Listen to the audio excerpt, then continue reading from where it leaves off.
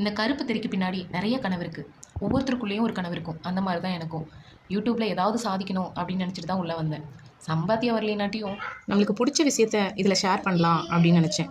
ஆனால் நிறைய பேர் நினைக்கிறாங்க யூடியூப் ஆரம்பிச்சிட்டாங்க, அப்புறம் அடுத்தது வீடா, அடுத்தது காரா அப்படின்னு சொல்லி கிண்டல் பண்ணுறவங்க தான் அதிகம். நம்ம ஃப்ரெண்ட்ஸ் சர்க்கிள்லேயே ஒரு 4 பேத்துக்கு மட்டும் சொல்லி வச்சுருப்போம், நான் இப்படி யூடியூப் ஸ்டார்ட் பண்ண போகிறேன் அப்படின்னு.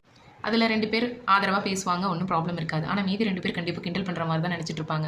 ஆனால் வந்து இந்த மாதிரி பிளாக் ஸ்க்ரீன் பின்னாடி நிறைய முகங்கள் ஒளிஞ்சிருக்கு. எல்லாருமே தன்னோட திறமையை வெளிப்படுத்தி அது மூலமாக சம்பாதிக்கணும் அப்படின்னு நினைக்கிறவங்க தான் அதிகம். ஏன்னா வீட்டில் கண்டிப்பாக சப்போர்ட் இருக்காது. அவங்களோட சப்போர்ட் இருந்தால் கூட ஃபேஸை காட்டக்கூடாது அப்படிங்கிற ஒரு எண்ணத்தில் தான் வந்து யூடியூப் ஸ்டார்ட் பண்ணவே சொல்லுவாங்க. நம்ம எதுவுமே இல்லாமல் நம்ம குரலை மட்டுமே நம்பி இதில் இறங்கியிருப்போம்.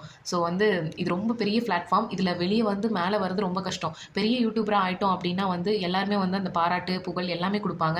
அது பெருசாக இருக்கும். அந்த நேரத்தில் அதை தக்க வச்சுக்கணும் அப்படிங்கிற ஒரு எண்ணத்தோடு நம்ம போராடணும். சின்ன யூடியூபராக இருக்கும்போது நம்ம வளரவே முடியல அப்படிங்கும்போது ரொம்ப கஷ்டமாக இருக்கும். ஸோ இதுக்கு இடையில வந்து